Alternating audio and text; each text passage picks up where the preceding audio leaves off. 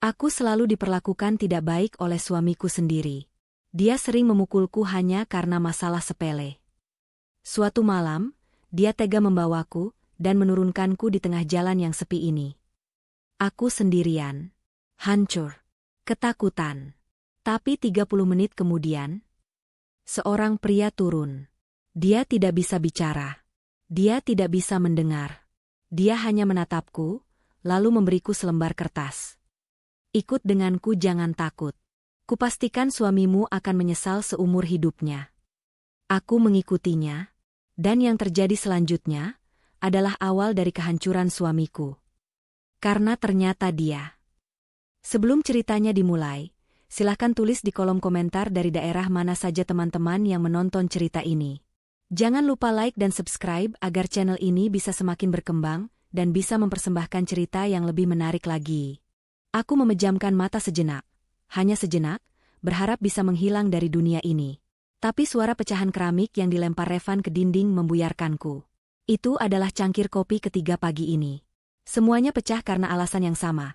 Kopinya kurang panas, kopinya terlalu manis, dan yang terakhir, aku tidak sengaja menyenggolnya hingga sedikit tumpah di meja. Masalah sepele, selalu masalah sepele, yang berakhir dengan amukan badai. Dasar tidak becus. Kerjamu apa di rumah ini? Membuat kopi saja tidak bisa, teriak Revan. Wajahnya memerah, urat-urat di lehernya menonjol. Aku, Ivana, hanya bisa menunduk. Hijabku yang seharusnya rapi, kini sedikit miring karena aku terburu-buru menghindar dari lemparan cangkirnya. Maaf, Mas. Aku buatkan lagi yang baru, kataku lirih, tanganku gemetaran saat mencoba memunguti beling. Tidak perlu, bentaknya. Lihat kekacauan yang kamu buat. Selalu begini, kamu ini beban hidupku, tahu tidak? Belum sempat aku menjawab, tangannya yang kasar sudah mencengkeram lenganku. Kuku-kukunya menancap, meninggalkan rasa perih. Mas, sakit. Sakit? Hati aku lebih sakit punya istri tidak berguna sepertimu. Dia menarikku dengan kasar, menyeretku dari dapur, melewati ruang tamu, menuju pintu depan. Aku mencoba menahan, tapi tenagaku tidak ada apa-apanya dibanding kemarahannya. Aku bahkan tidak sempat memakai sandalku. Gamis rumah yang kukenakan adalah satu-satunya yang melekat di badanku, selain hijab yang kini terasa mencekik leher. Dia mendorongku masuk ke mobil. Mesin mobil meraung marah, seolah mewakili kemarahan pemiliknya. Aku hanya bisa menangis diam-diam di kursi penumpang, memandangi lampu-lampu kota yang mulai kami tinggalkan. Jantungku berdebar kencang.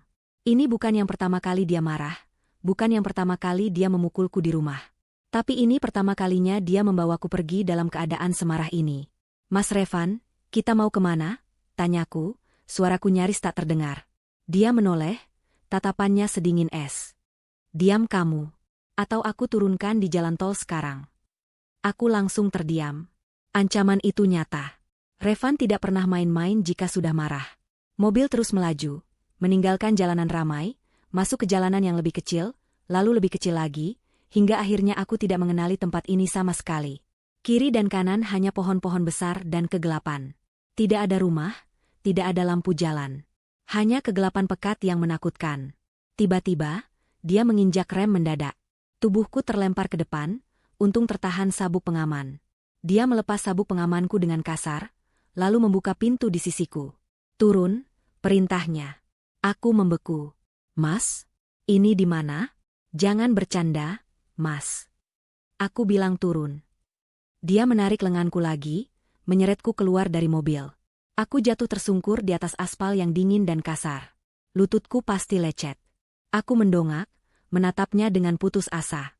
Mas, jangan tinggalin aku di sini. Aku takut. Aku minta maaf. Revan menatapku dengan jijik. Dia seolah melihat kotoran di jalan. Ini hukuman buat kamu. Biar kamu tahu rasa. Kamu pikir kamu siapa? Kamu pikir aku butuh kamu? Kamu itu tidak ada harganya. Dia lalu berteriak dengan suara yang menggema di malam yang sepi itu, tidur kamu di sini jadi gelandangan. Wanita tidak tahu diri. Dia meludah ke arahku, meski tidak kena. Hinaan itu lebih menyakitkan dari tamparan manapun.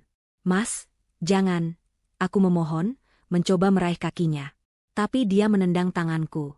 Pergi sana, nikmati malammu, pelacur. Dia masuk ke mobil. Pintu dibanting keras. Dan dalam sekejap, Mobil itu melesat pergi, meninggalkanku sendirian dalam kegelapan. Lampu belakang mobilnya adalah cahaya terakhir yang kulihat, sebelum kegelapan menelanku sepenuhnya. Aku terduduk di aspal yang dingin. Tangisku pecah. Bukan tangis sedih, tapi tangis ketakutan. Aku sendirian. Di tengah jalan sepi antah berantah. Hanya ada suara jangkrik dan desau angin yang menakutkan. Aku memeluk lututku erat-erat. Hijabku kini basah oleh air mata. Ya Tuhan, apa salahku? Aku hanya ingin menjadi istri yang baik. Waktu terasa berjalan begitu lambat. 5 menit terasa seperti 1 jam. Aku takut ada binatang buas. Aku takut ada orang jahat. Bagaimana jika Revan tidak kembali? Bagaimana jika aku mati di sini? Pikiran-pikiran buruk itu terus berputar di kepalaku. Aku mencoba berdiri. Kakiku gemetar. Aku berjalan tertatih-tatih di pinggir jalan, berharap menemukan satu saja rumah atau warung. Tapi tidak ada. Hanya kegelapan. 30 menit telah berlalu. 30 menit dalam neraka dunia. Aku sudah pasrah. Aku duduk bersandar di sebuah pohon besar di tepi jalan, memejamkan mata, berdoa agar semua ini hanya mimpi buruk. Saat itulah, aku melihatnya. Sepasang cahaya lampu mobil dari kejauhan. Jantungku berdebar lagi. Apakah itu Revan? Apakah dia kembali untuk menjemputku? Ataukah dia kembali untuk menyiksaku lagi? Aku segera bersembunyi di balik pohon. Aku terlalu takut untuk berharap. Lampu itu semakin dekat. Ini bukan mobil Revan. Mobil Revan adalah mobil biasa. Yang ini terlihat sangat mewah, bahkan dari siluetnya. Mobil itu berjalan pelan, seolah sedang mencari sesuatu. Jantungku semakin kencang. Apakah ini orang jahat yang sedang mencari mangsa? Mobil itu berhenti. Tepat di depanku, di seberang jalan. Mesinnya begitu halus, nyaris tak terdengar. Lampunya menyorot lurus ke depan, tapi cahaya temaram di dalamnya membuatku bisa melihat sedikit. Aku menahan napas. Jantungku serasa mau copot. Aku berdoa sekuat tenaga agar pengemudinya tidak melihatku. Lalu, pintu mobil itu terbuka. Aku mematung di balik pohon. Seluruh tubuhku kaku karena takut. Pintu mobil itu terbuka pelan, tanpa suara berderit. Cahaya dari dalam mobil menerangi sesosok bayangan yang keluar. Seorang pria. Dia tinggi, dan dari potongannya, dia berpakaian sangat rapi. Kemeja gelap, celana bahan. Sangat tidak cocok dengan suasana jalanan sepi ini. Dia tidak terlihat seperti Revan. Dia tidak terlihat seperti perampok. Tapi di saat seperti ini, semua orang adalah ancaman. Pria itu berdiri diam sejenak di samping mobilnya, memandang ke kegelapan. Seolah dia tahu aku ada di suatu tempat. Dia melihat ke kiri, ke kanan. Lalu, matanya terpaku pada titik persembunyianku. Aku menahan napasku. Apakah dia melihatku? Dia mulai berjalan menyeberang jalan. Pelan, tapi langkahnya mantap. Dia tidak terburu-buru. Dia berjalan lurus ke arah pohon tempatku bersembunyi. Aku panik. Haruskah aku lari? Tapi lari kemana? Ke dalam hutan yang lebih gelap? Aku terlalu takut untuk bergerak. Aku hanya bisa memejamkan mata, pasrah. Tubuhku gemetar hebat. Air mataku kembali mengalir. Ya Tuhan, tolong aku. Bisikku dalam hati. Langkah kaki itu berhenti. Tepat di depanku. Aku membuka mataku perlahan. Pria itu berdiri hanya 2 meter dariku. Wajahnya tidak terlihat jelas, karena dia membelakangi cahaya mobilnya sendiri. Dia hanya siluet tinggi yang mengintimidasi. Siapa kamu? Tanyaku gemetar. Tolong, jangan sakiti saya. Saya tidak punya apa-apa. Pria itu tidak menjawab. Dia hanya diam, menatapku. Tatapannya aneh. Aku tidak bisa mengartikannya. Bukan tatapan nafsu seperti yang kukhawatirkan. Bukan juga tatapan marah. Itu tatapan kasihan? Atau mungkin aku tidak tahu. Itu tatapan yang dalam. Tolong, Tuan. Aku mencoba lagi. Suami saya baru saja menurunkan saya. Dia akan kembali. Sebaiknya Tuan pergi. Aku berbohong, berharap ancaman itu akan membuatnya pergi. Pria itu sedikit memiringkan kepalanya. Lalu dia mengangkat tangannya. Dia menunjuk ke telinganya, lalu menggelengkan kepalanya pelan. Aku tertegun. Dia menunjuk ke mulutnya, dan sekali lagi, menggelengkan kepalanya. Mataku membulat. Aku mengerti. Pria ini, dia tidak bisa mendengar. Dan dia tidak bisa bicara. Dia bisu dan tuli. Rasa takutku sedikit berkurang, berganti menjadi rasa bingung yang luar biasa. Siapa dia? Bagaimana dia bisa ada di sini? Dia melihatku masih gemetar. Dia perlahan merogoh saku celananya. Aku sempat takut dia akan mengeluarkan senjata, tapi dia mengeluarkan sebuah ponsel yang sangat tipis dan modern. Dia mengetik sesuatu di layarnya, lalu membalikan layar itu ke arahku. Layar itu menyala terang, dan aku harus menyipitkan mata untuk membaca tulisannya. Namaku Arga. Aku membaca nama itu. Arga. Nama yang asing. Aku mendongak menatapnya. Kenapa dia memberitahuku namanya? Arga memasukkan kembali ponselnya. Lalu dia merogoh saku jasnya. Kali ini dia mengeluarkan dompet kulit yang tebal dan sebuah pulpen mahal.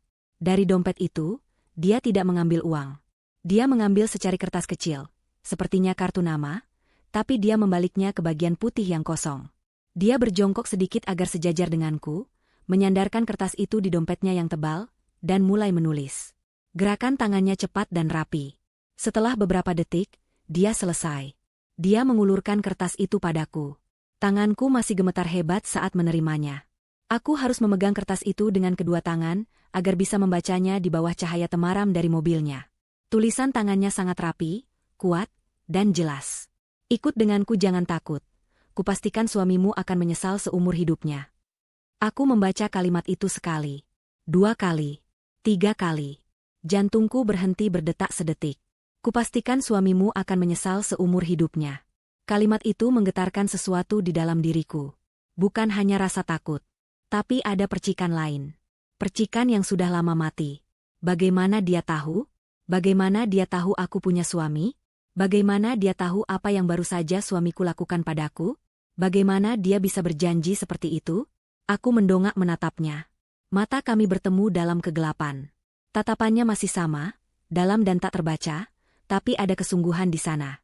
Dia tidak terlihat seperti orang gila. Dia terlihat serius. Kamu siapa? Bisikku, lupa sejenak bahwa dia tidak bisa mendengarku. Dia seolah mengerti pertanyaanku. Dia hanya menunjuk ke kertas di tanganku, lalu menunjuk ke mobilnya yang mewah. Dia memberi isyarat, ayo. Aku terdiam. Otakku berputar kencang. Aku punya 2 pilihan. Pertama, tetap di sini. Sendirian, kedinginan, ketakutan, menunggu Revan yang mungkin tidak akan pernah kembali, atau menunggu bahaya lain yang pasti akan datang di jalan sepi ini. Kedua, ikut dengan pria bisu tuli misterius ini. Pria bernama Arga, yang entah bagaimana tahu tentang suamiku, dan menjanjikan sesuatu yang sangat kuinginkan, penyesalan Revan. Ini gila. Aku tidak mengenalnya. Dia bisa saja lebih berbahaya dari Revan. Tapi saat aku menatap matanya lagi, aku tidak merasakan ancaman. Aku merasakan perlindungan. Dan di titik terendah dalam hidupku ini, dibuang seperti sampah oleh suamiku sendiri, aku merasa tidak punya pilihan lain lagi. Aku lebih takut pada Revan daripada pada pria asing ini. Perlahan, sangat perlahan, aku menganggukkan kepalaku. 1 anggukan kecil. Wajah Arga tidak berubah, tapi dia mengangguk balik, seolah sudah menduga keputusanku. Dia berdiri, lalu mengulurkan tangannya padaku. Bukan untuk menarikku, tapi untuk membantuku berdiri. Aku ragu sejenak. Lalu kuletakkan tanganku yang kotor dan gemetar di atas tangannya yang bersih dan hangat. Dia membantuku berdiri dengan kuat. Dia melepaskan tanganku, lalu berjalan ke mobilnya. Dia tidak membukakan pintu untukku, tapi dia menungguku di samping pintu penumpang depan, membiarkanku membukanya sendiri. Seolah memberiku pilihan terakhir untuk mundur. Aku menelan ludah. Kulihat kegelapan pekat di belakangku, lalu kulihat pintu mobil yang terbuka di depanku. Bismillah, bisikku. Aku masuk ke dalam mobil. Interiornya sangat mewah, berbau kulit mahal dan parfum yang samar. Sangat kontras dengan keadaanku yang kotor dan menyedihkan. Arga masuk ke kursi pengemudi. Dia menyalakan mesin yang nyaris tak bersuara itu. Sebelum menjalankan mobil, dia menoleh padaku. Dia mengambil tablet kecil dari dashboard, mengetik sesuatu dengan cepat, lalu memberikannya padaku. Pasang sabuk pengamanmu. Kamu aman bersamaku, Ivana. Aku membeku. Dia tahu namaku. Dia tahu namaku. Aku menatapnya dengan syok. Tapi dia sudah membalikkan badan, memutar mobil, dan melaju, membawaku pergi dari jalanan sepi itu, menuju takdir yang sama sekali tidak kuketahui. Perjalanan di dalam mobil mewah itu adalah penyiksaan dalam bentuk lain. Bukan siksaan fisik seperti yang Revan berikan, tapi siksaan mental. Keheningan di dalam kabin begitu tebal, nyaris tidak terdengar suara mesin. Mobil ini meluncur di jalanan seperti hantu. Di sampingku, Arga mengemudi dengan satu tangan di setir, sesekali matanya melirik spion, lalu melirikku. Tatapannya tenang, tapi fokus. Dia tidak terlihat seperti penculik. Dia lebih terlihat seperti seorang pengawal yang sedang menjalankan misi. Tapi pertanyaan itu terus berputar di kepalaku. Dia tahu namaku. Bagaimana dia tahu namaku? Bagaimana dia bisa ada di jalan sepi itu, tepat di saat aku dibuang? Kebetulan macam apa ini? Dan janji di kertas itu, kupastikan suamimu akan menyesal. Itu bukan janji orang sembarangan. Aku memeluk diriku sendiri, masih gemetar. Aku kotor, gamisku penuh debu jalanan, dan aku yakin wajahku sembab dan mengerikan. Aku menunduk, malu dengan keadaanku, duduk di atas kursi kulit yang mungkin harganya lebih mahal dari semua pakaianku. Setengah jam kami lalui dalam keheningan total itu. Aku sudah pasrah. Jika dia orang jahat, setidaknya dia orang jahat yang rapi dan mobilnya nyaman. Apapun lebih baik daripada mati kedinginan di jalanan. Mobil akhirnya melambat. Kami tidak masuk ke perumahan. Kami masuk ke pusat kota, tapi ke area yang tidak kukenali. Area yang penuh dengan gedung-gedung pencakar langit yang menjulang tinggi, berkilauan oleh lampu. Mobil Arga berbelok mulus ke basement sebuah gedung yang terlihat sangat eksklusif. Seorang satpam berseragam rapi langsung membukakan portal, memberi hormat pada mobil kami, seolah sudah mengenali Arga. Arga memarkir mobil di slot parkir pribadi. Dia mematikan mesin, lalu menoleh padaku. Dia kembali mengambil tabletnya, mengetik beberapa detik, lalu menunjukkannya padaku. Kita di tempat amanku. Tidak ada yang bisa menyakitimu di sini, termasuk Revan. Aku menelan ludah. Rasa aman. Kata yang sudah lama hilang dari kamusku. Kami naik lift pribadi. Arga menempelkan ibu jarinya di sensor sidik jari, lalu menekan tombol paling atas. Lantai 50. Pintu lift terbuka, dan aku terkesiap. Lift itu tidak terbuka di koridor. Lift itu terbuka langsung di dalam sebuah ruangan. Sebuah penthouse. Aku melangkah keluar dengan ragu. Kakiku yang telanjang terasa dingin di lantai marmer yang berkilauan. Ruangan itu sangat besar, dengan jendela-jendela setinggi langit-langit yang menunjukkan pemandangan kota 360 derajat. Lampu-lampu kota di bawah sana terlihat seperti permata yang tersebar. Ini bukan rumah. Ini istana di atas langit. Duduk. Sebuah suara tiba-tiba terdengar. Aku terlonjak kaget, berbalik panik. Tapi tidak ada siapa-siapa selain Arga. Arga menunjuk ke tablet di tangannya. Dia baru saja mengetik kata, duduk, dan menekan tombol text-to-speech. Suara robot, datar, dan maskulin itu terdengar sangat aneh di ruangan yang sunyi. Aku mengangguk kaku, lalu duduk di tepi sofa bludru yang sangat besar. Aku merasa sangat kotor, sangat tidak pantas berada di sini. Arga menatapku sejenak. Wajahnya masih datar, tapi matanya terlihat lelah. Dia berjalan ke salah satu dinding, menekan sesuatu, dan sebuah panel terbuka, menampakkan dapur super modern. Dia mengambil sebotol air mineral, membukanya, lalu meletakkannya di meja di depanku. Dia kembali mengetik di tabletnya. Minum. Lalu mandi. Aku siapkan pakaian ganti. Suara robot itu berkata lagi. Arga lalu menunjuk ke sebuah pintu besar di sisi lain ruangan. Kamar mandi di dalam kamar itu. Di lemari sudah ada pakaian. Aku menatapnya. Pakaian, bisikku. Dia mengangguk. Dia sepertinya bisa membaca gerak bibirku. Dia mengetik lagi. Aku tahu ukuranmu. Dan ada beberapa hijab bersih. Kamu akan merasa lebih baik setelah mandi. Rasa bingungku semakin menjadi-jadi. Dia tahu namaku. Dia tahu ukuranku. Dia menyiapkan hijab. Siapa sebenarnya pria ini? Dia seolah memberiku waktu. Dia pergi ke dapur, membuat teh untuk dirinya sendiri, membelakangiku. Memberiku privasi untuk memproses semua ini. Aku mengambil botol air itu. Tanganku gemetar hebat sampai airnya tumpah sedikit. Aku minum seperti orang kehausan. Rasa dingin air itu menyadarkanku. Ini nyata. Aku memberanikan diri. Aku berjalan ke kamar yang ditunjuknya. Kamar itu lebih besar dari seluruh apartemen kontrakan yang kutinggali bersama Revan. Ada tempat tidur ukuran king. Dan benar saja, di atas tempat tidur itu sudah disiapkan satu set pakaian. Gamis rumahan yang bersih, pakaian dalam baru yang masih ada labelnya, dan sebuah hijab pashmina berwarna krem. Aku menangis lagi, tapi kali ini bukan tangis ketakutan. Ini tangis haru. Tangis karena diperlakukan seperti manusia. Aku mandi. Air hangat itu rasanya seperti melunturkan semua siksaan Revan. Aku menggosok kulitku sampai merah, mencoba menghilangkan semua jejak tangannya, semua hinaannya. 1 jam kemudian, aku keluar dari kamar. Aku memakai pakaian bersih itu. Aku merasa seperti orang baru. Arga masih di sana, duduk di sofa, memandang keluar jendela. Tabletnya ada di sampingnya. Dia menoleh saat aku mendekat. Dia tersenyum. Sangat tipis, nyaris tak terlihat, tapi itu sebuah senyuman. Dia menunjuk sofa di seberangnya. Aku duduk. Keheningan menyelimuti kami lagi.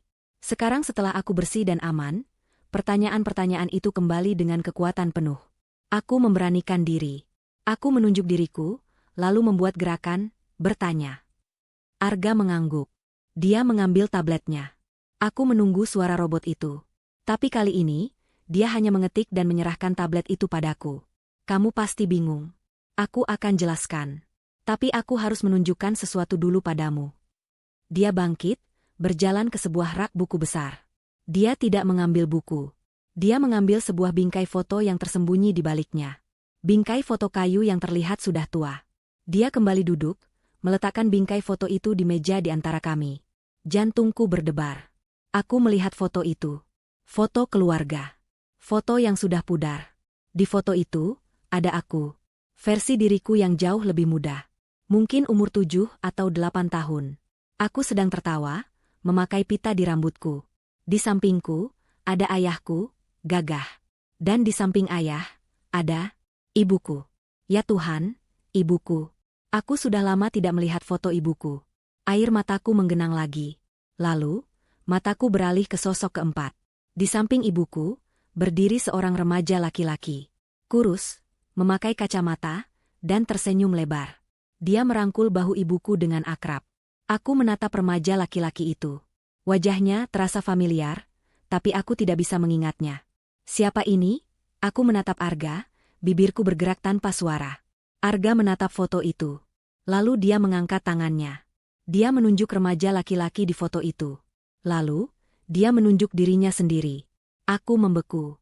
Aku melihat foto itu lagi. Remaja kurus berkacamata. Lalu aku melihat Arga. Pria tinggi, tegap, dengan rahang tegas dan mata yang tajam. Mereka terlihat berbeda, tapi matanya? Ya, matanya sama. Tidak mungkin. Bisikku. Arga mengambil tabletnya. Jari-jarinya mengetik dengan cepat. Kali ini, tidak ada suara robot. Dia ingin aku membacanya sendiri. Dia menyerahkan tablet itu padaku. Di layar tertulis. Foto itu diambil di ulang tahun ibumu. Aku Arga. Kakak sepupumu, putra dari Tante Wina, adik kandung dari ibumu. Duniaku serasa berhenti berputar. Tante Wina, ibuku bilang mereka semua meninggal. Kecelakaan mobil. Aku mengetik balasan di tablet itu dengan tangan gemetar. Arga mengambil tablet itu. Wajahnya mengeras. Matanya berkilat marah. Dia mengetik lagi. Mereka berbohong padamu, Ivana. Atau ibumu juga dibohongi. Ibuku, Tante Wina, memang meninggal dalam kecelakaan itu. Ayahku juga. Tapi aku. Dia berhenti mengetik sejenak, lalu melanjutkan. Aku selamat. Kalimat terakhir itu menggantung di udara. Aku selamat. Napasku tercekat di tenggorokan. Tapi bisu tuli. Aku mencoba mengetik di tablet yang masih di tanganku. Tanganku sangat gemetar sampai aku salah ketik berkali-kali. Arga melihat kesulitanku. Dia mengambil tablet itu dengan lembut dari tanganku. Dia seolah sudah tahu apa yang ingin kutanyakan. Dia mengetik lagi. Wajahnya datar, seolah menceritakan cuaca, tapi aku bisa melihat otot di rahangnya mengeras. Kecelakaan itu merenggut semuanya dariku, Ivana. Orang tuaku. Dan ya, pendengaranku. Pita suaraku juga rusak parah akibat benturan. Aku bukan terlahir seperti ini. Aku dibuat seperti ini. Aku menutup mulutku dengan kedua tangan. Kengerian menjalari tulang punggungku. Jadi, Tante Winaku, adik satu-satunya ibuku, benar-benar sudah tiada. Dan ini, Arga, sepupuku yang hilang. Sepupu yang bahkan tidak kuingat aku miliki. Ibuku. Aku mengetik lagi, ibuku bilang semua keluarga dari pihaknya sudah tidak ada. Dia yatim piatu sejak muda. Dia tidak pernah cerita punya adik. Wajah Arga melembut sedikit. Ada kesedihan mendalam di matanya. Dia mengetik. Itu cerita yang rumit. Ibumu dan Tante Wina, mereka terpisah dari keluarga besar saat masih muda. Hubungan mereka dengan kakek kita tidak baik. Tapi sebelum meninggal, kakek berubah.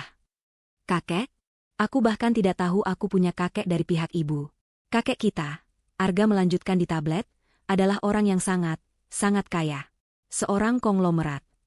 Aku tertegun. Konglomerat? Ibuku hidup sangat sederhana. Kami tidak pernah punya uang.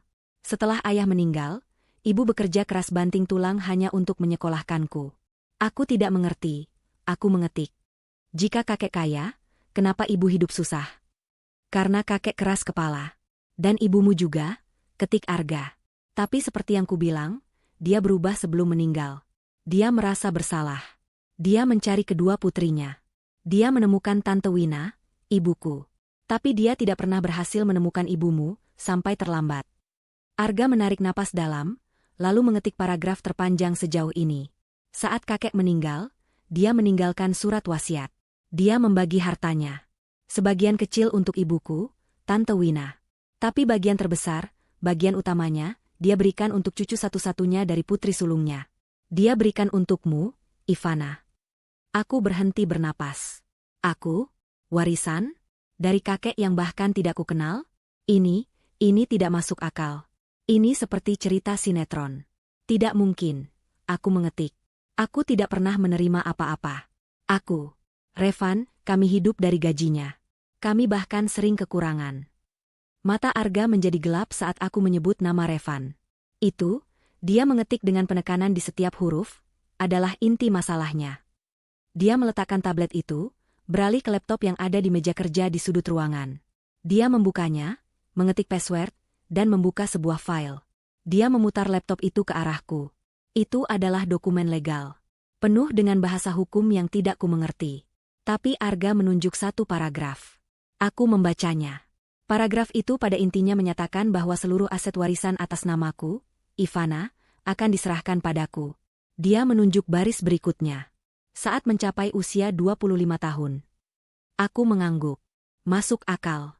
Lalu Arga menggeser jarinya ke kalimat, atau, jika yang bersangkutan telah menikah. Perutku melilit.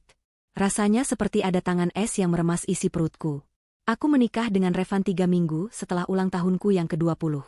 Dia tahu, aku mendongak menatap Arga. Suaraku keluar sebagai bisikan serak. Arga tidak perlu mendengar. Dia melihat kehancuran di wajahku. Dia mengangguk pelan. Bagaimana? Aku mengetik di tablet Arga yang tergeletak di meja. Bagaimana dia bisa tahu? Aku saja tidak tahu. Aku belum tahu pasti, Arga mengetik. Tapi Revan, atau keluarganya, pasti punya koneksi. Mereka pasti tahu siapa dirimu. Mereka tahu tentang warisan itu. Revan tidak menikahimu karena cinta, Ivana.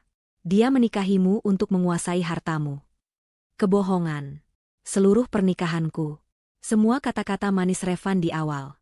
Semua janji-janjinya. Semuanya bohong. Aku teringat saat Revan tiba-tiba melamarku. Aku, gadis yatim piatu yang bekerja sebagai pelayan kafe. Dia, pelanggan yang tampan, sopan, yang katanya jatuh cinta pada pandangan pertama. Semuanya terasa terlalu indah untuk jadi kenyataan. Dan ternyata, memang tidak nyata. Tapi, uangnya. Aku mengetik lagi. Kami tidak kaya. Revan selalu bilang uangnya pas-pasan. Dia sering marah kalau aku minta uang belanja lebih. Tentu saja, Arga mengetik. Disinilah aku masuk. Dia menunjuk baris lain di dokumen wasiat itu. Jika ahli waris, Ivana, menikah sebelum usia 25 tahun, maka seluruh aset akan dikelola dan diawasi oleh wali yang ditunjuk, sampai ahli waris dianggap cukup dewasa untuk mengelolanya sendiri. Jantungku berdebar keras. Aku mencari nama wali itu. Nama itu ada di sana. Tercetak jelas. Wali, Arga. Putra dari Wina. Aku menatap Arga. Mulutku terbuka. Kamu walinya. Arga mengangguk. Revan menikahimu untuk mendapatkan akses instan ke uang itu. Tapi dia membentur tembok. Arga mengetik dengan cepat, ada kemarahan dalam gerakannya. Dia membentur aku. Saat dia membawa dokumen pernikahanmu ke bank dan pengacara, mereka bilang, tidak bisa. Semua aset dibekukan dan diawasi oleh Tuan Arga. Revan pasti syok, lanjut Arga. Dia pikir aku sudah mati. Aku teringat semua kemarahan Revan. Semua ledakannya karena masalah sepele. Semua pukulan yang kuterima. Itu semua bukan karena kopi yang tumpah. Itu karena frustrasinya. Frustrasi karena tidak bisa menyentuh uang yang dia pikir akan mudah didapatkannya. Aku adalah sangkar emas, tapi kuncinya ada di tangan orang lain. Dan dia melampiaskan semua itu padaku.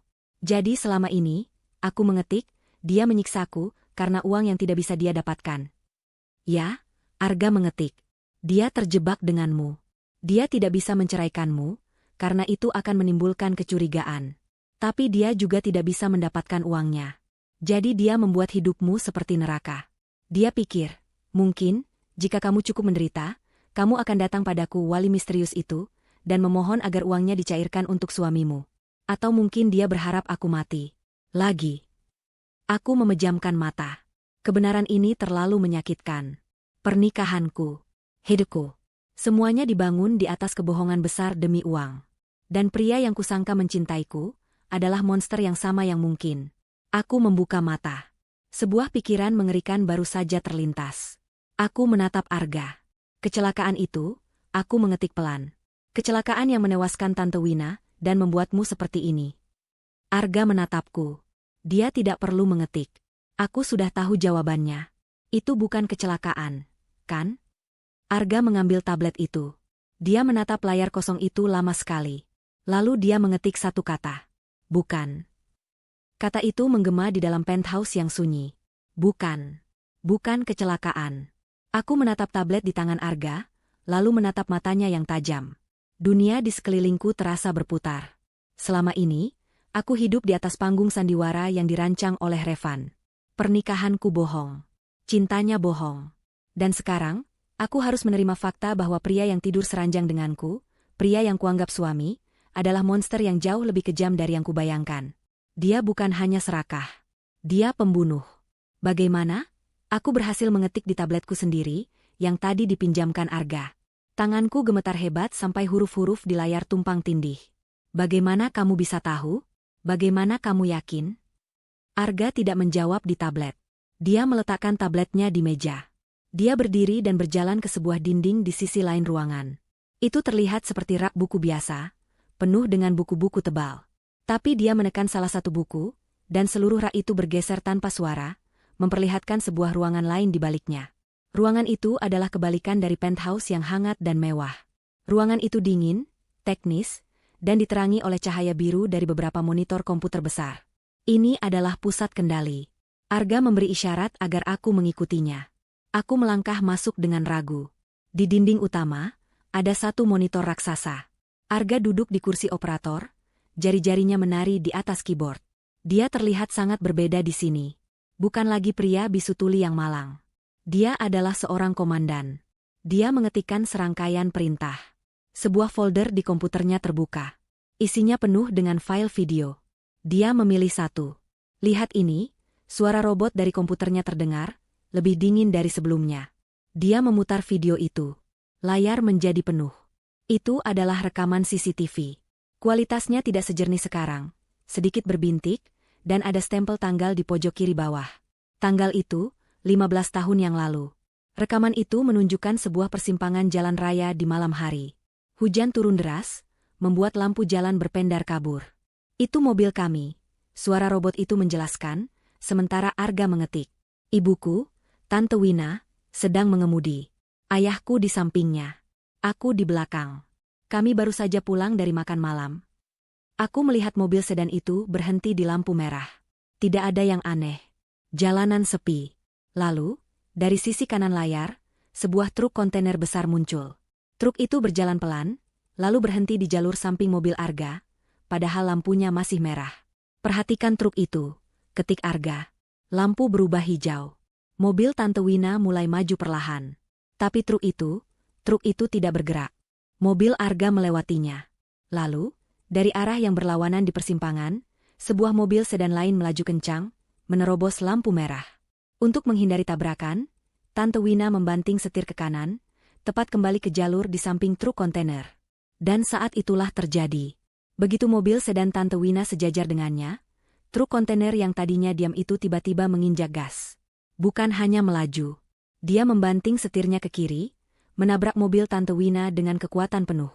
Tidak, aku berteriak pelan. Rekaman itu menangkap semuanya tanpa suara. Momen ketika logam bertemu logam. Mobil sedan kecil itu remuk seketika seperti kaleng minuman.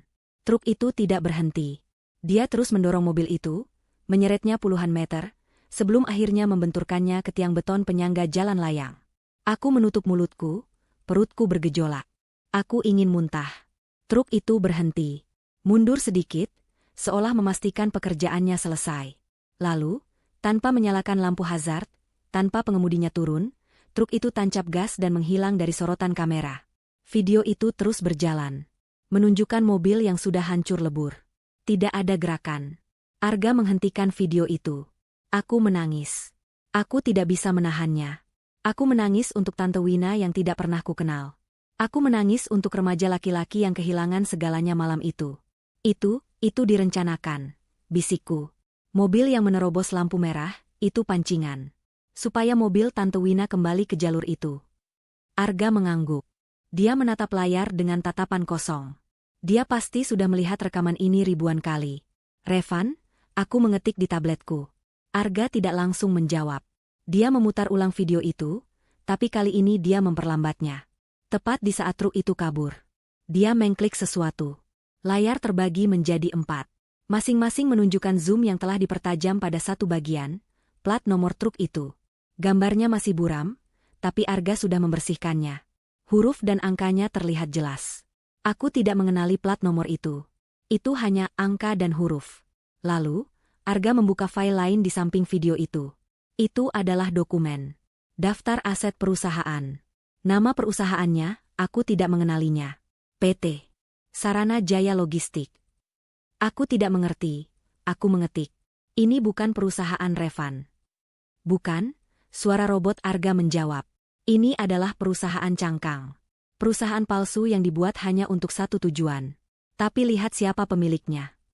Arga mengklik nama pemilik yang terdaftar. Dan nama itu muncul. Bukan Revan. Nama itu adalah nama kepala bagian operasional di perusahaan keluarga Revan. Pria yang sudah bekerja untuk keluarga Revan selama 20 tahun. Tangan kanan ayah Revan. Perutku melilit lagi. Ini hanya kebetulan?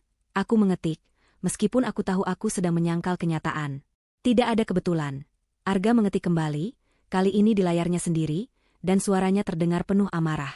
1 minggu setelah kecelakaan itu, perusahaan Sarana Jaya Logistik ini ditutup. Dilikuidasi. Semua asetnya, termasuk truk itu, menghilang. Dan pria itu tangan kanan ayah Revan dia mendapat promosi dan bonus besar tahun itu. Dia sekarang tinggal di luar negeri, hidup mewah. Arga mematikan monitor raksasa itu. Ruangan kembali temaram. Dia berbalik menatapku. Wajahnya, aku baru melihatnya. Itu adalah wajah penuh duka yang telah mengeras menjadi baja selama 15 tahun. Aku selamat. Dia mengetik di tabletnya, kembali ke mode percakapan pribadi kami. Aku terlempar dari kursi belakang. Selama 3 bulan. Saat aku bangun, duniaku sunyi. Aku tidak bisa bicara. Aku tidak bisa mendengar. Dan aku sendirian. Pihak rumah sakit bilang keluargaku yang lain sudah dihubungi dan mengurus semuanya. Tapi tidak ada yang datang. Revan, atau keluarganya, membayar rumah sakit untuk menyatakan aku meninggal dalam perjalanan. Mereka membayar untuk membuatku menghilang. Tapi bagaimana kamu? Seorang perawat, Arga mengetik. Seorang perawat tua yang baik hati. Dia tahu ada yang tidak beres. Dia membantuku kabur. Dia menggunakan uang tabungannya untuk menyembunyikanku di panti asuhan kecil di luar kota. Dari sanalah aku memulai. Aku belajar bahasa isyarat. Aku belajar membaca gerak bibir. Aku belajar menggunakan teknologi untuk menjadi telinga dan suaraku. Dan aku bersumpah. Dia menatapku, matanya berkilat. Aku bersumpah akan menemukan orang yang melakukan ini pada keluargaku. Aku tidak tahu tentang warisan itu sampai bertahun-tahun kemudian. Aku hanya ingin balas dendam. Lalu aku menemukan namamu. Aku menemukan bahwa Revan mencarimu. Dan aku sadar, dia tidak hanya menginginkan uang. Arga mengetik kalimat terakhirnya. Kalimat yang membuat darahku membeku. Dia menikahimu bukan hanya untuk uangmu, Ivana. Dia menikahimu untuk menyelesaikan apa yang keluarganya mulai, menghapus semua ahli waris yang tersisa. Kamu adalah target terakhir. Aku terduduk lemas di sofa. Kakiku tidak sanggup lagi menahan bebanku. Target terakhir. Aku bukan hanya istri yang tidak diinginkan. Aku adalah benang kusut terakhir yang harus dipotong Revan. Selama ini, aku hidup satu atap dengan orang yang berpotensi membunuhku. Rasa mual itu kembali, lebih kuat dari sebelumnya. Arga keluar dari ruang komandonya. Dia kembali menjadi Arga yang tenang. Dia duduk di seberangku, memberiku waktu untuk bernapas. Setelah 10 menit yang terasa seperti 1 abad, aku akhirnya bisa mengendalikan getaran di tanganku. Aku mengambil tabletku. Apa yang kita lakukan sekarang? Mata Arga sedikit melembut. Dia mengambil tabletnya. Dia mengetik. Kata yang bagus. Selama ini hanya aku. Tapi sekarang, ada kita. Dia berdiri. Kamu sudah melihat masa laluku, Ivana. Sekarang, lihat masa depannya. Masa depan kita. Dia kembali ke ruang kerjanya, tapi kali ini dia tidak menyalakan monitor besar. Dia menyalakan sebuah layar di meja kerjanya. Dia mengklik sebuah program. Layar itu terhubung ke panggilan video. Wajah seorang wanita paruh-baya yang tegas namun elegan muncul di layar. Dia memakai kacamata baca dan rambutnya disanggul rapi. Tuan Arga, wanita itu berbicara, suaranya profesional. Anda memanggil saya di jam yang tidak biasa. Saya harap ini penting. Arga mengetik di keyboard di bawah monitor. Tulisannya muncul di layar wanita itu. Sangat penting, Sofia. Saya sudah menemukannya. Mata wanita bernama Sofia itu melebar sedikit. Anda serius? Setelah sekian lama? Dia ada di sini, bersamaku. Aman, ketik Arga. Arga memberi isyarat padaku untuk mendekat. Aku berjalan ragu-ragu ke depan kamera. Wajah Sofia langsung berubah menjadi iba, lalu cepat-cepat kembali profesional. Nyonya Ivana, katanya, saya Sofia. Saya pengacara Tuan Arga. Dan jika Anda bersedia, saya juga akan menjadi pengacara Anda. Aku hanya bisa mengangguk. Bagus, kata Sofia. Arga, apa rencananya? Arga mulai mengetik dengan kecepatan yang mengerikan. Rencananya muncul di layar, poin demi poin, seperti strategi perang. 1. Gugatan cerai. Segera. Alasan, KDRT, penipuan pernikahan. 2. Pembekuan aset. Semua aset atas nama Revan dan semua perusahaan yang terkait dengannya. 3. Tuntutan KDRT. Saya punya buktinya. 4. Pembukaan kembali kasus kecelakaan Tante Wina. Saya punya bukti baru. Mata Sofia berbinar. Nomor 1 dan 2, bisa saya urus pagi ini juga. Saya hanya butuh tanda tangan digital dari Nyonya Ivana. Nomor 3, buktinya apa? Arga menatapku. Aku gemetar. Bukti apa? Arga membuka laci mejanya. Dia mengeluarkan sebuah hard drive kecil. Dia mengetik. Aku tidak hanya bersembunyi, Ivana. Setelah aku tahu Revan menikahimu, aku harus melindungimu. Aku tidak bisa mendekat, itu terlalu berbahaya. Tapi aku bisa mengawasi. Dia mengetik lagi, kali ini untuk Sofia. Saat Revan memindahkanmu ke apartemen kontrakan itu, aku membayar orang untuk memasang sesuatu. Di setiap sudut, di setiap ruangan. Tersembunyi di balik detektor asap, di dalam jam dinding. Aku terkesiap. Kamera? Kamu merekam kami? Aku merekam dia, Arga mengetik, menatapku tajam. Aku merekam setiap umpatannya. Setiap hinaannya. Setiap kali dia mengangkat tangannya padamu. Rasa malu menjalari diriku. Dia melihat semuanya. Dia melihat semua penderitaanku, semua kelemahanku. Aku harus, Arga mengetik, seolah merasakan rasa maluku. Itu satu-satunya cara untuk menjebaknya. Aku menunggumu siap. Aku menunggumu untuk pergi. Tapi malam ini, dia membuat kesalahan. Dia membuangmu. Dia membawamu keluar dari rumah, di mana aku tidak bisa melihatmu. Aku melacak ponselmu. Saat aku melihat lokasimu berhenti di jalan sepi itu, aku tahu aku harus menjemputmu. Waktu menunggu sudah habis. Dia mengalihkan perhatiannya kembali ke Sofia. Kirimkan kurirmu. Ambil hard drive ini. Di dalamnya ada rekaman KDRT selama 2 tahun. Cukup untuk memenjarakannya. Sofia tersenyum. Senyum yang dingin dan mematikan. Saya akan kirim kurir terbaik saya. Sekarang juga. Tuan Arga, Nyonya Ivana, ini akan menjadi perang yang panjang. Kami siap, ketik Arga. Panggilan video berakhir. Arga menoleh padaku. Sekarang, dia mengetik, kita hanya perlu menunggu dia menyadarinya. Di sisi lain kota, Revan terbangun di ranjangnya yang kosong. Kepalanya pusing. Sisa kemarahan semalam masih terasa. Dia melihat ke sisi ranjang yang kosong. Bagus, gumamnya. Semoga gelandangan itu kedinginan di luar sana. Dia yakin Ivana akan pulang sambil menangis pagi ini, memohon maaf. Dia bersiap-siap ke kantor. Dia punya proyek besar. Proyek yang butuh suntikan dana besar. Dia sudah muak menunggu. Wali, konyol istrinya itu muncul. Dia akan menggunakan cara lain, meminjam uang dari koneksi gelapnya. Dia tiba di kantornya yang mentereng. Dia memanggil sekretarisnya. Pindahkan 5 miliar ke rekening PT. Tunas baru. Sekretarisnya kembali 5 menit kemudian, wajahnya pucat. Maaf, Pak Revan. Tidak bisa. Revan mengerutkan kening. Apa maksudmu tidak bisa? Lakukan saja.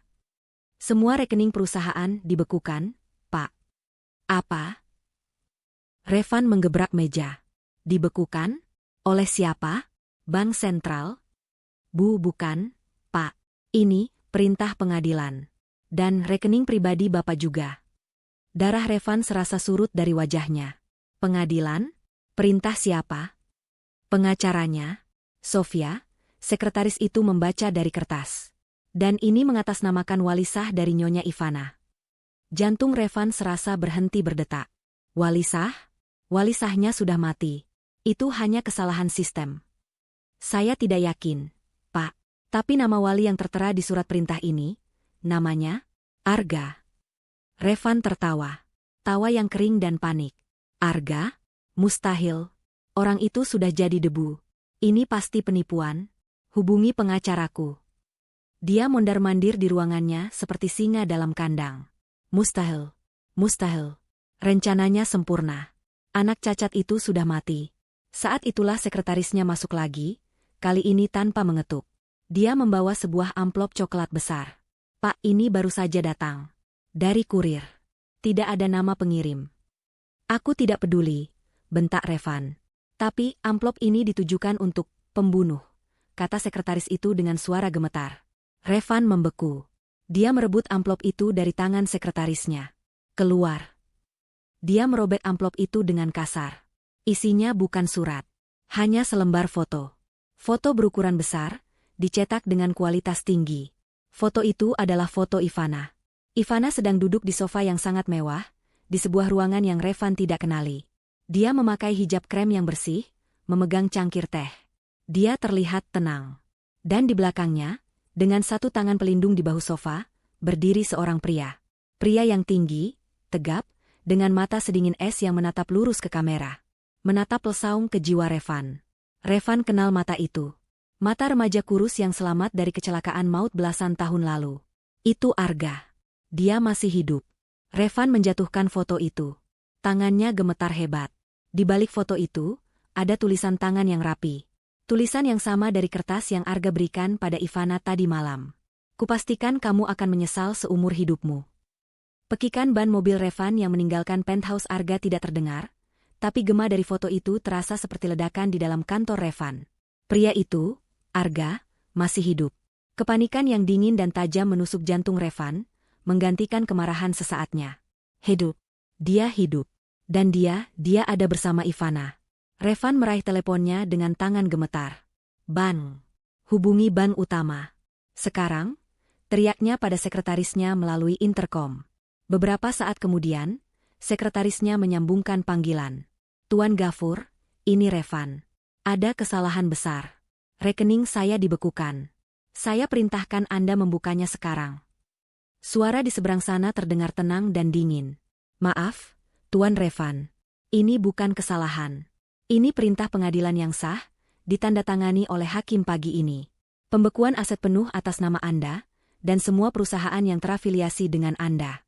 Kami tidak bisa berbuat apa-apa. Perintah pengadilan apa?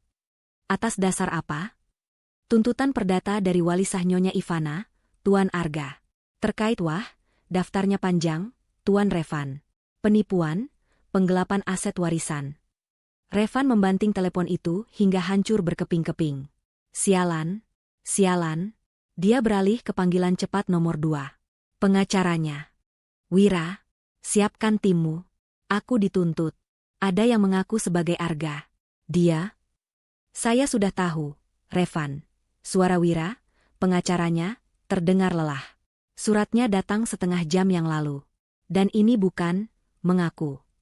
Ini dia, Arga yang asli. Dan dia tidak sendirian. Dia membawa firma hukum Sofia. Tahu, kan? Sofia yang itu. Jantung Revan serasa jatuh ke perutnya. Sofia, pengacara yang tidak pernah kalah. Pengacara yang dijuluki Hiu, itu. Lawan mereka. Lawan pakai apa, Revan? Semua asetmu dibekukan. Aku bahkan tidak tahu apa aku akan dibayar untuk panggilan telepon ini. Dengar, Revan, ini buruk. Sangat buruk. Mereka tidak hanya menuntut secara perdata. Ada indikasi pidana. Aku tidak peduli. Cari Ivana. Cari perempuan itu.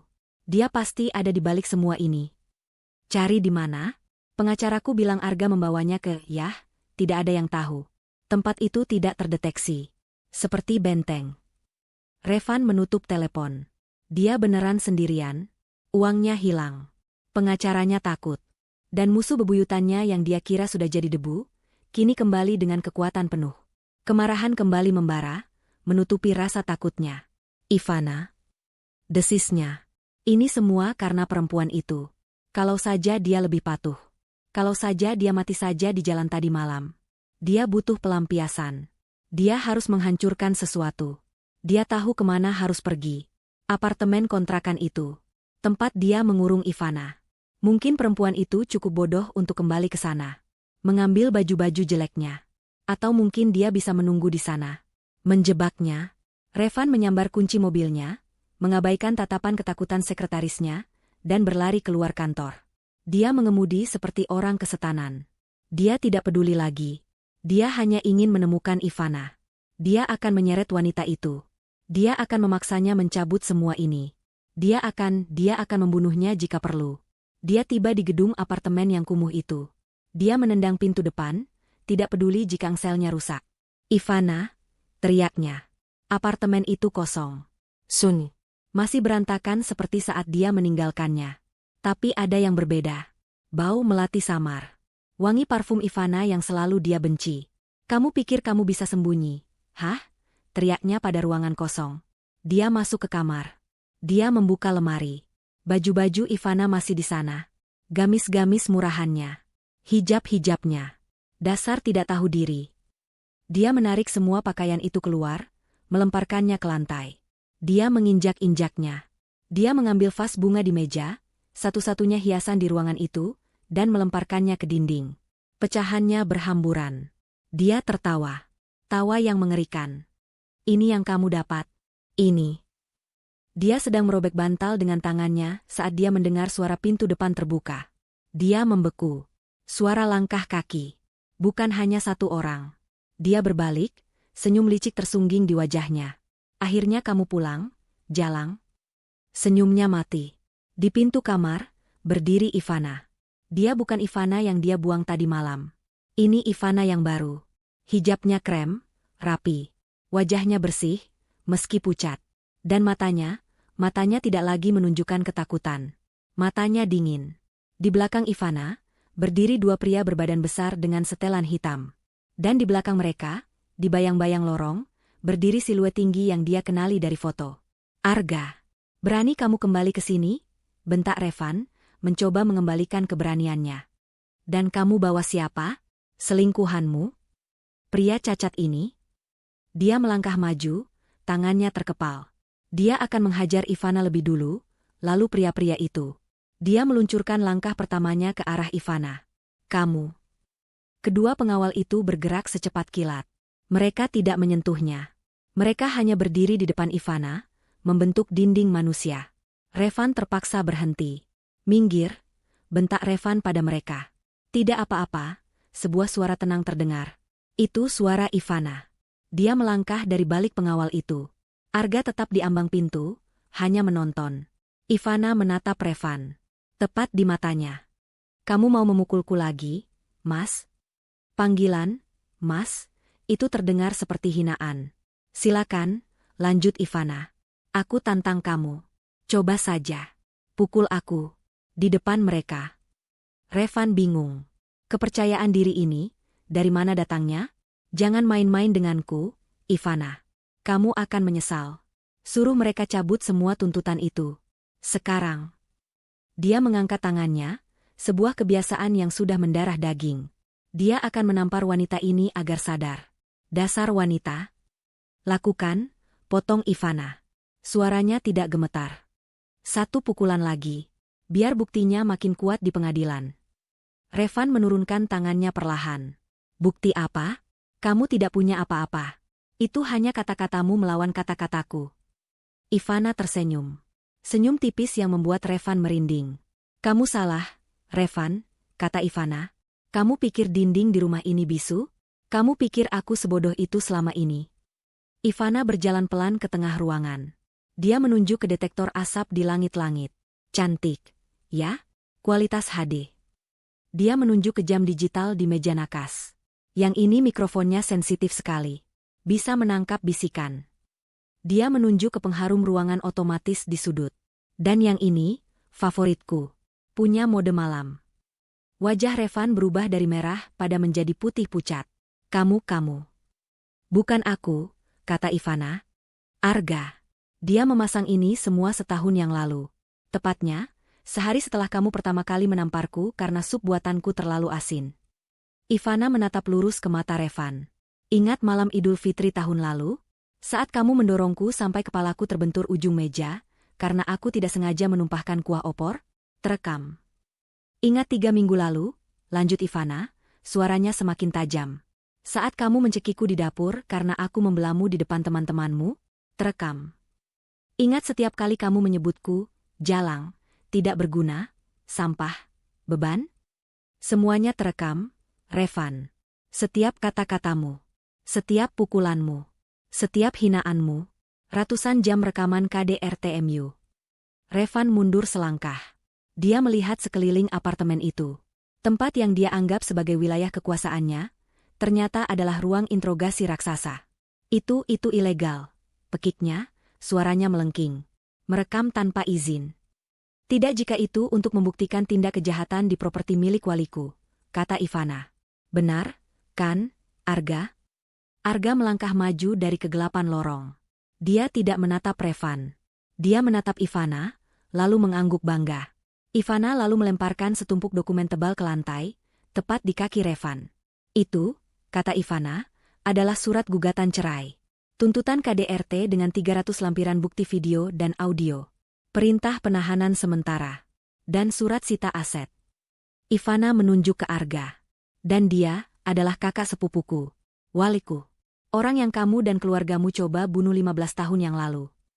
Revan menatap kertas-kertas di lantai, lalu ke Arga, lalu ke Ivana. Dia terpojok. Dia binatang yang terpojok. Dia melakukan satu-satunya hal yang dia bisa. Dia berbalik dan berlari. Dia mendorong Arga ke samping, tapi Arga tidak bergerak. Dia mendorong pengawal, mereka juga tidak bergerak. Dia panik, dia berbalik, berlari ke arah pintu depan. Kalian tidak akan menjebakku, teriaknya. Dia berhasil mencapai pintu depan, dia membantingnya hingga terbuka. Dia akan lari menuruni tangga. Tapi langkahnya terhenti. Di ambang pintu, menghalangi jalannya, berdiri 2 orang polisi berseragam. Di belakang mereka, berdiri seorang wanita elegan dengan kacamata baca. Sofia. Sofia tersenyum manis. Tuan Revan, saya rasa, kita perlu bicara. Revan membeku di ambang pintu. Di depannya, ada polisi dan pengacara hiu. Di belakangnya, di dalam apartemen, ada Arga, para pengawal, dan Ivana, hantu masa lalunya yang kini menjelma menjadi hakim. Dia terjebak. Ini jebakan, teriak Revan, suaranya putus asa. Dia menunjuk Ivana. Dia yang menjebakku. Dia berselingkuh dengan pria cacat itu. Dia mencuri uangku. Sofia, sang pengacara, melangkah maju, melewati polisi. Dia berjalan tenang seolah memasuki ruang rapat.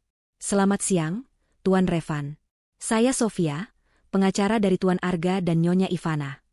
Dia memegang tablet. Tuduhan perselingkuhan itu menarik. Mungkin Anda bisa jelaskan di pengadilan nanti, bersamaan dengan tuduhan pemalsuan dokumen pernikahan, penipuan aset warisan, dan ini favorit saya. KDRT berat yang sistematis. Aku tidak melakukan apa-apa. Revan menyangkal, matanya liar. Semua itu fitnah. Tidak ada bukti. Selain ratusan jam rekaman video yang baru saja dijelaskan Nyonya Ivana, balas Sofia, nada suaranya tetap ringan. Pak polisi, saya rasa Tuan Revan sudah siap. Kedua polisi itu melangkah maju. Revan, kata salah satu polisi, Anda kami tahan atas laporan.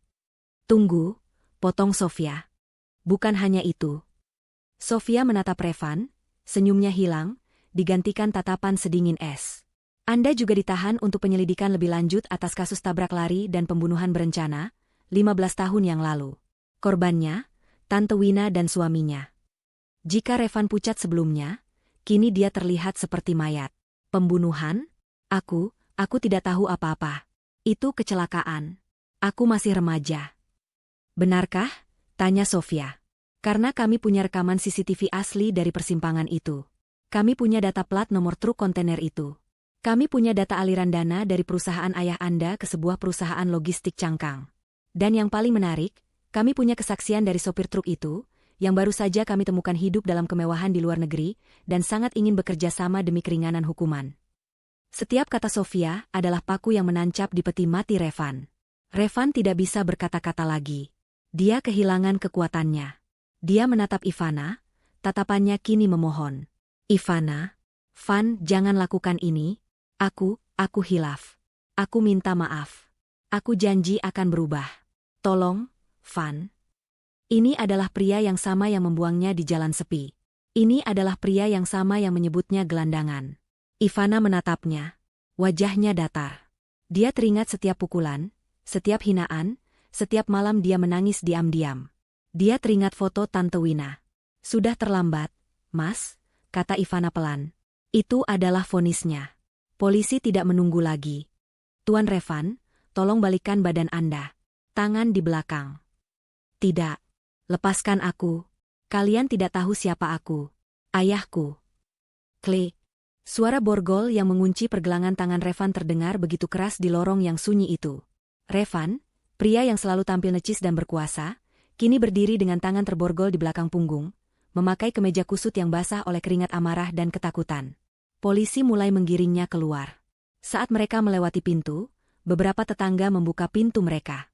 Ibu Santi, yang tinggal di sebelah, yang selalu pura-pura tidak dengar setiap kali Ivana menangis, kini menatap dengan mata terbelalak.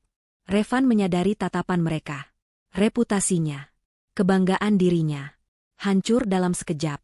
Mereka menuruni tangga. Dan saat mereka mencapai lobi, kejatuhan itu menjadi sempurna. Lobi itu penuh sesak.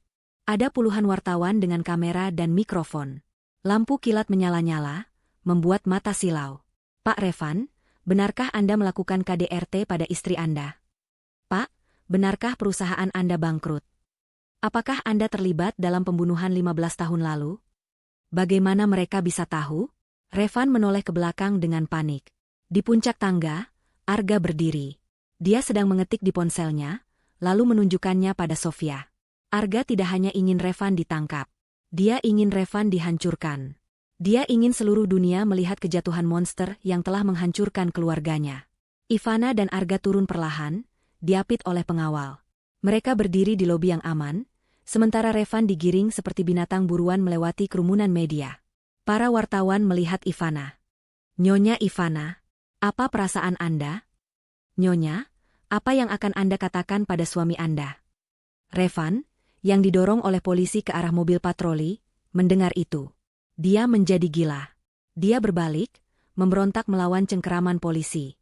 Dia menatap lurius ke arah Ivana, matanya memerah. Ivana, teriaknya sekuat tenaga, suaranya menggema di antara suara klik kamera. Kamu akan menyesal. Kamu pikir kamu bisa hidup tanpaku? Kamu akan membusuk miskin. Kamu tidak akan dapat sepeser pun uangku. Kamu akan kembali jadi gelandangan. Seluruh lobi terdiam. Hinaan terakhirnya menggema di udara. Ivana, yang berdiri tegak, membalas tatapan Revan. Dia tidak perlu berteriak. Di tengah keheningan sesaat itu, dia berbicara dengan suara yang jelas dan kuat. Cukup untuk didengar oleh Revan dan semua orang di sana. Harta itu tidak penting, Revan. Mata Revan terpaku padanya. Kebebasanku yang penting, lanjut Ivana. Polisi tidak memberinya waktu untuk menjawab. Mereka mendorong Revan masuk ke mobil patroli. Pintu dibanting. Saat mobil itu melaju pergi, membawa Revan menjauh dari kehidupannya selamanya, Ivana akhirnya bisa bernapas. Dia terhuyung sedikit. Arga segera menangkap bahunya. Dia menatap Ivana, matanya yang biasanya tajam kini penuh kelegaan. Dia mengetik sesuatu di ponselnya dan menunjukkannya pada Ivana. Fase 1 selesai. Ivana menatap Arga, lalu ke Sofia. Sofia mengangguk, merapikan blazernya. Sekarang, kata Sofia, kita hancurkan ayahnya. Revan hanyalah permulaan. Ini adalah perang melawan seluruh keluarganya. 6 bulan terasa seperti seumur hidup, dan seumur hidup terasa seperti baru kemarin. Waktu menjadi relatif di ruang sidang yang dingin ini. Aku, Ivana, duduk di barisan depan, tepat di belakang meja tim jaksa dan Sofia. Di sampingku, Arga duduk tegak. Dia mengenakan setelan jas terbaiknya. Dia tidak gelisah. Dia hanya menunggu. 15 tahun menunggu, 6 bulan terakhir ini hanyalah formalitas. Ruang sidang penuh sesak. Ini adalah persidangan yang paling banyak dibicarakan di negara ini. Di satu sisi, seorang istri berhijab yang sederhana namun tangguh. Di sisi lain, 2 pria dari keluarga terpandang yang kini duduk di kursi pesakitan. Di sana, di seberang ruangan, adalah mereka. Ayah Revan, Tuan Surya, duduk dengan kemeja tahanan oranye, sama seperti putranya. Wajahnya yang dulu angkuh dan selalu menghiasi sampul majalah bisnis, kini kuyu dan pucat. Dia terlihat menua 20 tahun dalam 6 bulan. Dia berusaha mempertahankan sisa-sisa wibawanya, tapi matanya yang terus melirik gelisah ke arah pintu, seolah mencari pertolongan yang tidak akan datang, mengkhianatinya. Dan di sampingnya, Revan. Oh, Revan. Dia bukan lagi pria tampan yang pernah membuatku jatuh cinta. Dia bukan lagi monster yang mengintimidasi di apartemen kami. Dia menyedihkan. Rambutnya yang dulu selalu rapi kini dipangkas cepak ala tahanan. Wajahnya cekung, matanya merah dan bengkak. Dia kurus. Dia terlihat hancur. Dia menatapku sekali di awal persidangan, tatapan penuh kebencian. Tapi kini, dia hanya menunduk, menatap borgol di tangannya. Hari ini adalah hari pembacaan vonis. Tapi Sofia, dalam persiapan akhirnya, telah memastikan ini bukan hanya tentang vonis. Ini adalah tentang kebenaran. Dan kebenaran harus dipertontonkan. Sidang-sidang sebelumnya adalah mimpi buruk bagi keluarga Revan. Sofia tidak memberi ampun. Pertama, dia membongkar kasus KDRT. Ruangan sidang yang sunyi itu dipaksa mendengarkan. Bukan hanya melihat. Video-video dari kamera tersembunyi Arga diputar di layar besar. Tapi hakim meminta agar audio diperdengarkan lebih dulu tanpa gambar. Kami semua mendengar. Kami mendengar suaraku yang memohon, "Mas, sakit, Mas, jangan." Lalu kami mendengar suaranya. Suara Revan. Menggelegar, penuh amarah. "Diam kamu. Dasar tidak berguna. Sampah." Lalu, suara tamparan. Plak. Suara itu begitu keras, begitu nyata, membuat beberapa orang di galeri sidang terlonjak. Lalu suaraku, tangisan tertahan. Rekaman diputar satu persatu. Suara piring pecah. Suara benturan, saat dia mendorongku ke dinding. Dan hinaan. Hinaan yang tak ada habisnya. "Lihat dirimu. Wanita bodoh. Tidak ada yang mau sama kamu selain aku. Kamu harusnya bersyukur aku pungut." Pengacara Revan mencoba menghentikannya. "Tidak relevan, Yang Mulia. Ini provokasi." "Provokasi apa?" balas Sofia dengan tenang. "Provokasi karena sup terlalu asin? Atau provokasi karena tidak sengaja menumpahkan kopi? Silakan tunjukkan di mana letak provokasinya, rekan." Lalu gambarnya diputar. Ruangan sidang melihatku, Ivana, didorong, ditampar, dicekik. Mereka melihatku meringkuk di lantai dapur, sementara Revan berdiri menjulang seperti iblis. Aku tidak menunduk. Aku menatap lurus ke depan. Aku sudah melewati ini. Aku tidak akan membiarkan dia membuatku menunduk lagi. Di sampingku, tangan Arga terkepal begitu erat hingga buku-buku jarinya memutih. Lalu, kesaksianku. Aku berjalan ke mimbar. Aku bersumpah. Aku menceritakan semuanya. Termasuk malam terakhir itu. Dia berteriak. Kataku, suaraku jelas dan tidak bergetar. Dia berteriak, "Tidur kamu di sini jadi gelandangan, wanita tidak tahu diri." Dia meludah ke arahku dan meninggalkanku di jalanan yang gelap. Ruang sidang terhenyak. Revan berteriak dari kursinya, "Bohong." Dia mengarang. "Dia wanita gila." "Diam," bentak hakim. Palu diketuk keras. Setelah kasus KDRT selesai dibuktikan tanpa keraguan, Sofia beralih ke ayah Revan. "Ini adalah bagian Arga. Kasus pembunuhan berencana." Sofia memanggil saksi kuncinya. Sopir truk itu. Pria yang sekarang sudah tua, yang telah hidup dalam ketakutan dan rasa bersalah selama 15 tahun. Dia diterbangkan kembali ke Indonesia setelah setuju bekerja sama. Dia berjalan ke mimbar, tangannya gemetar. Dia menatap Tuan Surya. "Ya," katanya, suaranya parau. "Itu dia. Tuan Surya. Dia yang menyuruh saya." Pengacara Tuan Surya melompat. "Keberatan? Ini tuduhan tidak berdasar." "Duduk," kata hakim. "Lanjutkan kesaksian Anda." Sopir itu menceritakan semuanya. Bagaimana dia dipanggil ke kantor Tuan Surya. Dia bilang, ada masalah kecil. Mobil yang harus dibereskan. Dia tidak mau ada yang selamat. Dia memberi saya uang banyak. Lanjut sopir itu, kini menangis. Dia bilang, tabrak saja. Kencang. Pastikan mereka tidak bisa keluar. Dia juga mengatur mobil lain untuk memancing mobil korban ke jalur saya. Dia bilang, ada anak kecil di dalamnya. Pastikan dia juga beres. Arga memejamkan matanya. Napasnya terdengar berat. Saya tidak membunuh anak itu, kata sopir itu. Saya melihat di berita, anak itu koma. Lalu beberapa minggu kemudian, Tuan Surya memanggil saya lagi. Dia memberi saya bonus. Dia bilang, anak itu sudah mati di rumah sakit. Bagus. Pekerjaanmu bersih. Dia memberi saya paspor baru, tiket, dan menyuruh saya jangan pernah kembali. Tuan Surya berteriak. Dusta. Aku tidak pernah bertemu orang ini. Dia bohong. Dia dibayar oleh mereka. Dia menunjuk Arga dan Sofia. Sofia hanya tersenyum tipis. Oh, kami tidak perlu membayarnya, Tuan Surya. Kami hanya perlu menunjukkan kepadanya rekaman CCTV dari lobi kantor Anda, 15 tahun yang lalu. Yang dengan jelas menunjukkan Anda dan dia masuk ke lift pribadi Anda berdua, 1 hari sebelum kecelakaan. Dan rekaman transfer bank dari perusahaan Anda ke rekening offshore miliknya, 1 hari setelah kematian Arga diumumkan. Tuan Surya terdiam. Dia jatuh terduduk di kursinya. Tamat. Semuanya tamat. Dan kini, hari ini, vonis. Hakim ketua memasuki ruangan. Semua orang berdiri, lalu duduk kembali. Jantungku berdebar di dadaku, rasanya seperti mau meledak. Hakim berdeham. Dia memegang kertas-kertas tebal. Setelah mempertimbangkan semua bukti, kesaksian saksi, dan fakta-fakta persidangan, hakim memulai, pengadilan memutuskan. Dia menatap Tuan Surya. Tuan Surya, Anda terbukti secara sah dan meyakinkan bersalah atas tindak pidana, merencanakan pembunuhan berencana yang mengakibatkan hilangnya nyawa Tante Wina dan suaminya, serta percobaan pembunuhan atas Arga.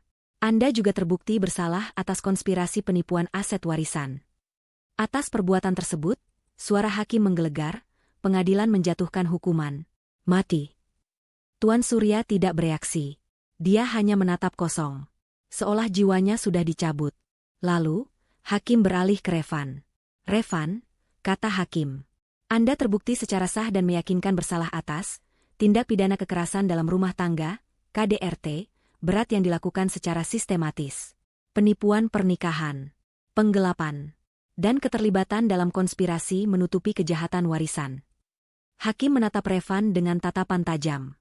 Kekejaman Anda terhadap istri Anda, Nyonya Ivana, adalah tindakan yang tidak bisa dimaafkan dan tidak berperi kemanusiaan. Atas perbuatan tersebut, lanjut hakim, pengadilan menjatuhkan hukuman penjara seumur hidup, tanpa kemungkinan pembebasan bersyarat. Penjara seumur hidup. Keheningan melanda ruangan. Lalu, Revan meledak. Tidak, teriaknya, melompat dari kursinya. Borgol di tangannya bergemerincing. Tidak adil. Ini semua ulah dia, perempuan sialan itu. Dia menunjukku. Dia menjebakku. Dia penggoda. Dia. Polisi segera membekuknya. Dia meronta-ronta. Ayah. Ayah. Lakukan sesuatu, teriaknya pada ayahnya. Tapi Tuan Surya hanya diam, seperti patung lilin. Saat polisi menyeret Revan keluar dari ruang sidang, dia terus berteriak. Dia berteriak histeris, seperti binatang yang terluka.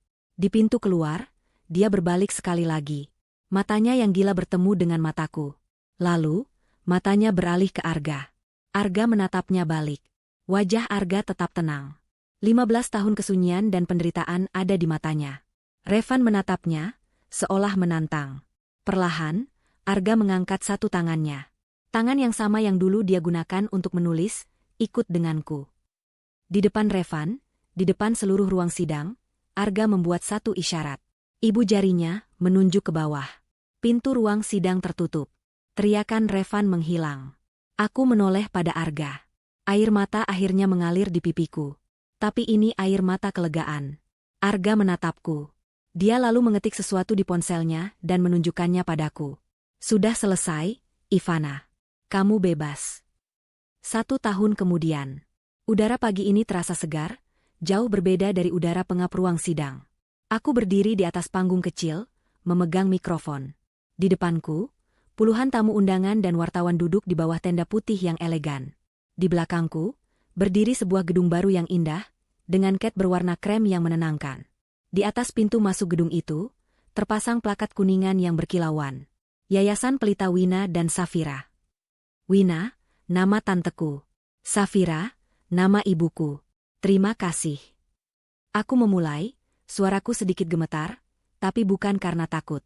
Karena haru. Terima kasih atas kehadiran Anda semua di peresmian Yayasan Pelita.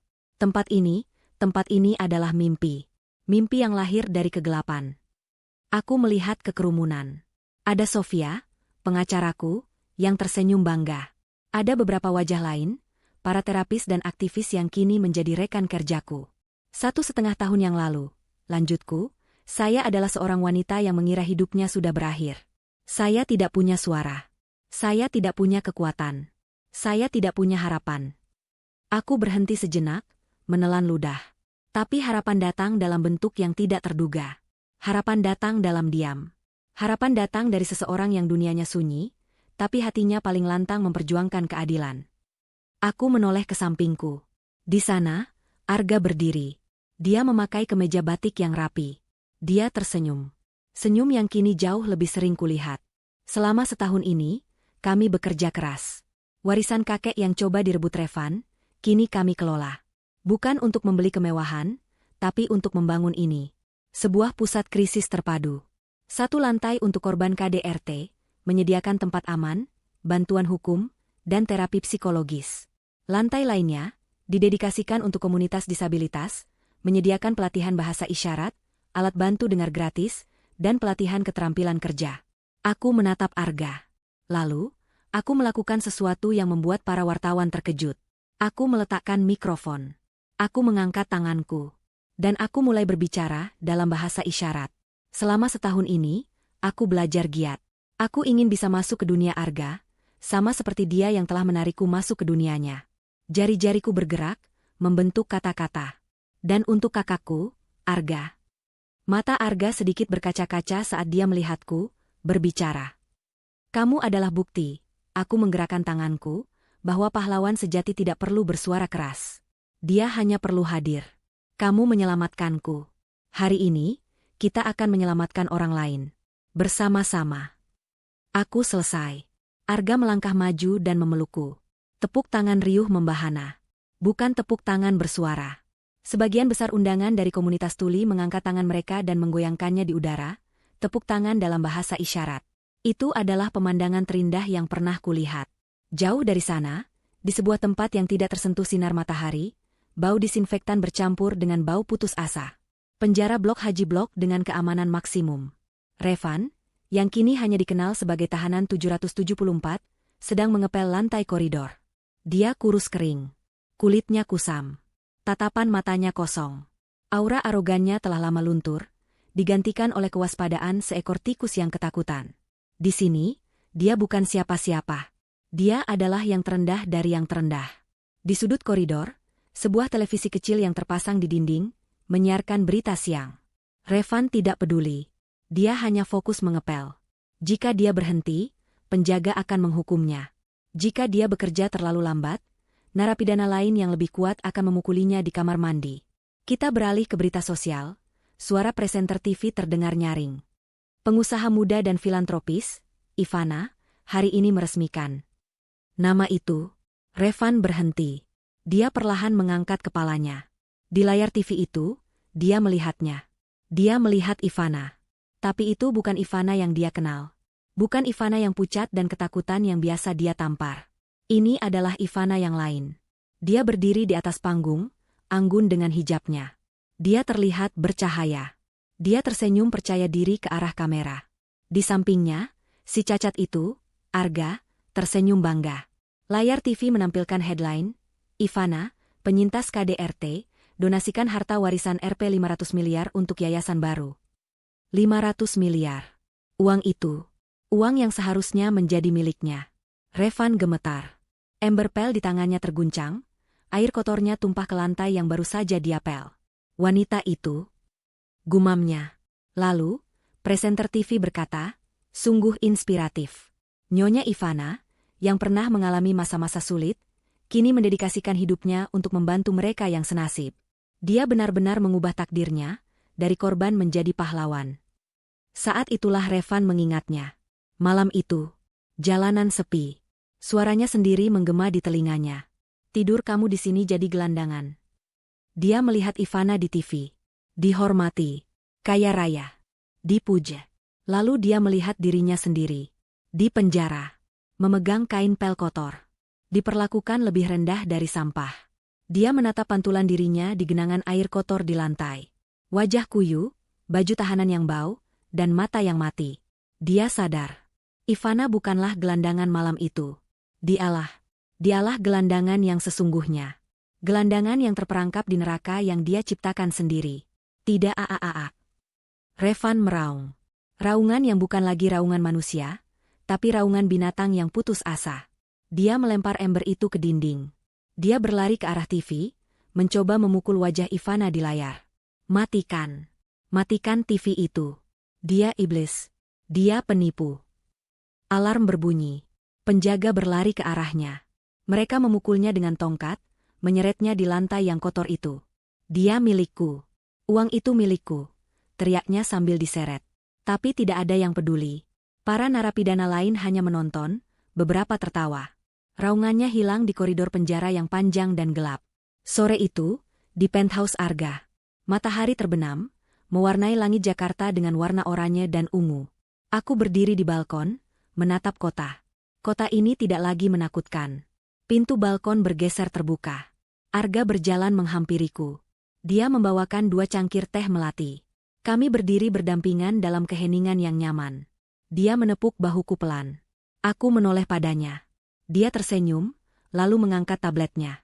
Dia sudah mengetik sesuatu. Aku melihat berita siang tadi. Aku tersenyum kecil. Aku juga. Dia mengetik lagi. Tante Wina. Dan ibumu. Mereka pasti sangat bangga padamu hari ini, Ivana. Air mata menggenang di mataku. Kali ini, air mata bahagia. Aku tidak perlu menjawab. Aku hanya meletakkan kepalaku di bahunya. Sepupuku. Pahlawanku. Keluargaku. Kami berdiri di sana, menatap matahari terbenam. Aku menghirup dalam-dalam aroma teh melati, aroma kebebasan. Aku bebas. Akhirnya, aku benar-benar bebas.